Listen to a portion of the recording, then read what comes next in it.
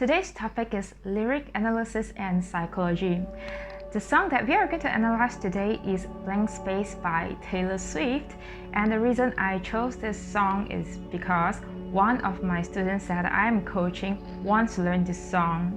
And if I'm going to use the words of my students, I will usually not pick this song to sing because of many reasons. One of it can be my musical background training, and also maybe a generation gaps between me and my student. I would like to make a disclaimer where we do not look from a clinical perspective in this video, but more of artistic vision. Just like period drama, they are historical fiction and is not under the category of history documentaries. The personality that I want to introduce today is borderline personality disorder. I have been hearing this personality before, but I never really studied about it until I have to study Blank Space.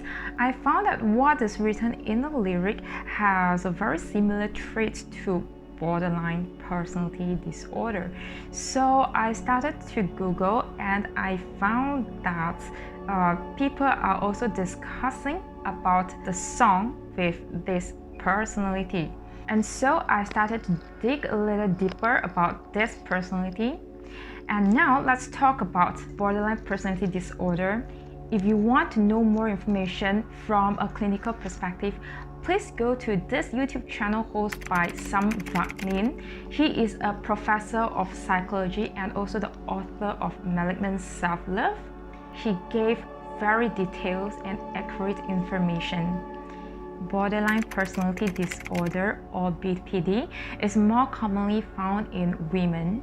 So these women, they actually have this thing called the anxiety of abandonment. They crave for intimacy, but at the same time, they didn't want to merge. They cannot take their partner as a separate existence. So even with very tiny rejection, they will take it as a signal of abandonment. For example, if the partner wouldn't come home on time because of a dinner happened in his company, she will take that as abandonment. So she is terrorized by her own abandonment anxiety, and she will preempt the abandonment and withdraw herself from her relationship before the partner do that to her. So during the avoidance stage, she'll do something self-destructive, such as substance abuse or cutting herself or even commit suicide. If not that extreme, some people will overeat as a form of self-destructive. Because ultimately, the borderline's goal is one, is at least unconscious goal, is one and only. I'm gonna dump you before you dump me. That's her message. Her message to her partner is, I love you, you have power over me, and you are using this power to hurt me. You are using this power to cause me pain. So, I anticipate fully, owing to this rejection and owing to this abuse, I anticipate fully that you're going to dump me, you're going to abandon me. And when you dump me, and if you abandon me, I will die. I know that I will die, by my own hands or otherwise, but I will die, and I don't want to die. Because I don't want to die, I'm gonna dump you before you dump me. That's the core of borderline, by the way. If I had to distill all the borderline diagnosis, all the thousands of books about the disorder, the millions of articles, if I had to distill the borderline's existence in a single line, it would be, I'm going to do to you what you're planning to do to me, and I'm going to do it first. So now we will go into the lyric and look how is the lyric related to BPD. Nice to meet you where you been. I could show you incredible things. She said this because she could just ended an experience of being abandoned, and now she found a new potential partner. And in order to make him engage into this relationship, she said she can show him something. And the four things is the magic, madness, heaven, and sin. And we can see heaven and sin is something very contrasting. It shows her potential radical behavior and also some of her unstable emotion. Next, saw you there and I thought, oh my god, look at that face. You look like my next mistakes. Loves a game, wanna play? So she thinks that this guy that she met is her potential boyfriend, but she used mistake to describe this guy and she invites him to play. She invited a guy that she thinks that maybe it's not right for her, but she still invites him to play this game. Next, new money, suit and tie. I can read you like a magazine. So new money, from my understanding, it means this guy is like an ATM, so he's quite rich to provide her material fulfillment. He is somebody that know how to dress. I can read you like a magazine. That means typically girls like to read magazine because of the beautiful makeup and dresses. Very enjoyable process to read a magazine. So I can read you like a magazine. It's like she enjoys understanding this person physically and also to understand him as a person. Next, ain't it funny rumors fly, and I know you heard about me. So hey, let's be friends. I'm dying to see how this one ends. Grab your passport and my hand. I could make a bad guy good for a weekend. So she thinks that this guy might know about her from the rumors. Like I've just mentioned, a person with BPD has abandonment anxiety. So she actually preempts the abandonment here with approach avoidance behavior. So now she approached this guy. She actually set up the scenario with her dysfunctional narrative. What I mean by that is she actually preempted the abandonment by setting up this scenario and called this potential partner a bad guy. And she actually wants to make this progress very quickly, and because she preempted this abandonment, and she is very curious to see how this relationship ends. She preempts that this relationship is going to end. It's not going to be forever. And here we go. So it's gonna be forever or it's gonna go down in flame. She knows that it's not going to be forever, and she preempts that both parties is going to be hurt. And here she preempts the abandonment again. You can tell me when it's over if the high was worth the pain. And the person with BPD, she actually relates love or intimacy as pain. So if something is pain, that means it's love. Got a long list of ex-lovers. They'll tell you I'm insane. And from here, we can understand that she actually experienced quite a few times that her ex-lover said something very bad about her. So she actually preempts this potential partner to become a villain, an enemy. Because you know I love the players and you love the game. She craves for intimacy, but in her narratives, intimate partner is going to bring her harm. It's going to cause harmful feeling to her.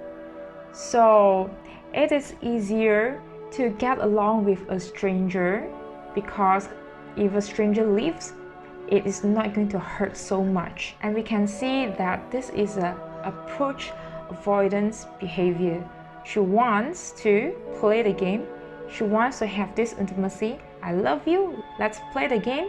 And the game is going to end someday. Because we're young and we're reckless, we'll take this way too far and leave you breathless or with a nasty scar. Got a long list of ex-lovers. They tell you I'm insane, but I got a blank space, baby, and I'll write your name.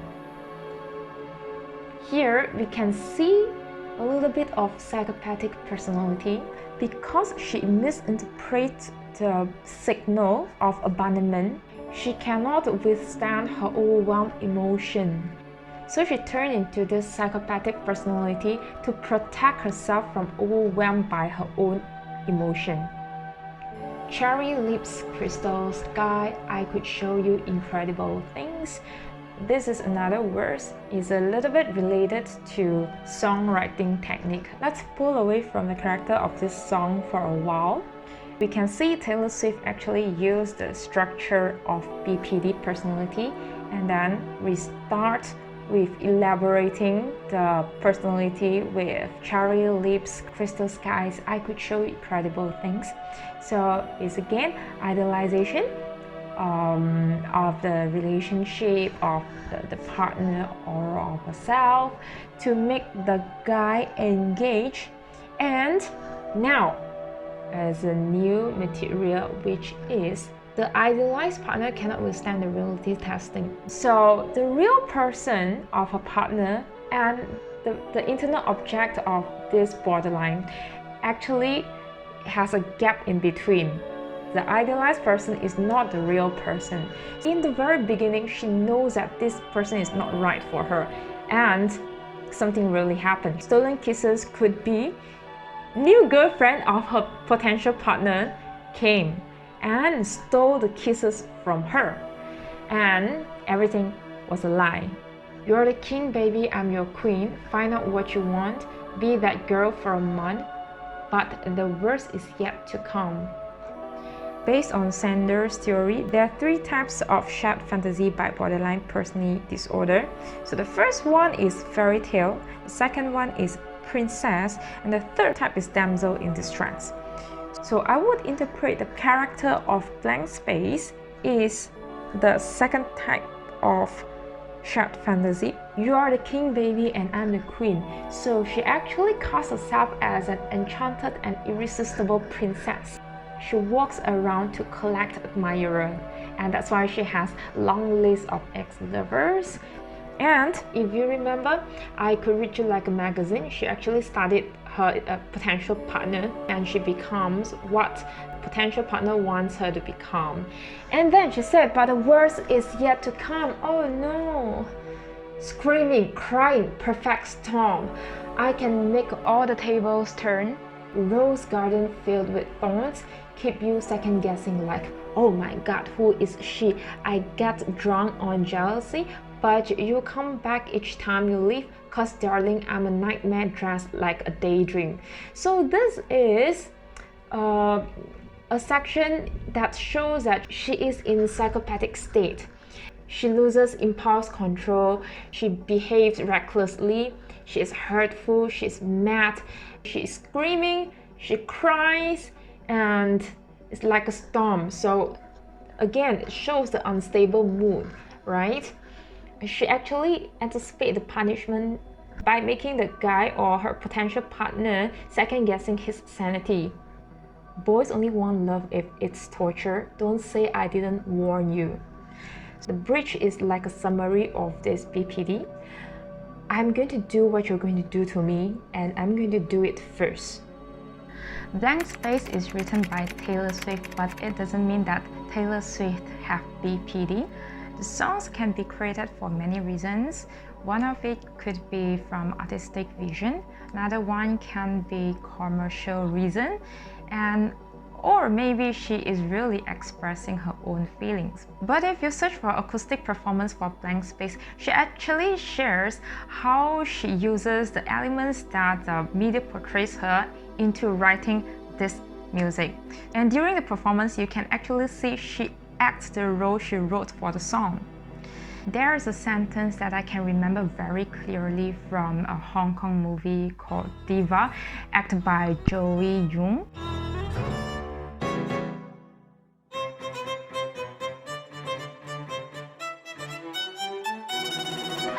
Something like this. If you like to sing, when you feel you want to sing, you can sing. When you feel you don't want to sing, you stop singing. But if you are a diva or you're a singer, you have to sing when you don't feel like singing. I used to wish to be a diva, but even I'm not a diva now, I still face the same situation. Even I don't feel like singing that song, but I still have to learn the song. I'm a human too. I am biased to certain types of song. But to me, I think it's a learning process because I'm also learning to expand my comfort zone. Learning some song with a different genre really helps me in developing my vocal technique and also my musicianship. Let's take Blank Space as an example. At the very beginning, I don't feel like learning a song because the lyrics is quite meaningless to me. For example, there's a sentence, "You look like my next mistakes. Love's a game. Wanna play?" I thought, since you know he or she is a mistake, why do you still jump into the pit, right? But after I have a deeper understanding about the lyric, and now I can understand why the lyric is like this. It don't come from nowhere. That is something that is happening in the world. And I also take it another way. For example, an actor or an actress, they will like to challenge a role that is not themselves, because that challenges them to use their acting technique, right? So I think singing and acting, there's something overlap. So personally, I like to act, and I think in Chinese saying 人生如戏，戏如人生, meaning a person's life is just like a drama or a theater, and a drama or a theater is just like a person's life. I can also say it, 歌词如人生，人生如歌词, meaning lyric or a poetry is just like a person's life, and a person's life is as if a lyric or poem. When you have to sing a song that you don't like, what is your choice? Comment below and let us know. If you find my video helpful, give me a thumbs up and follow me on my Facebook page and subscribe to my channel. I will see you in the next episode. Bye bye.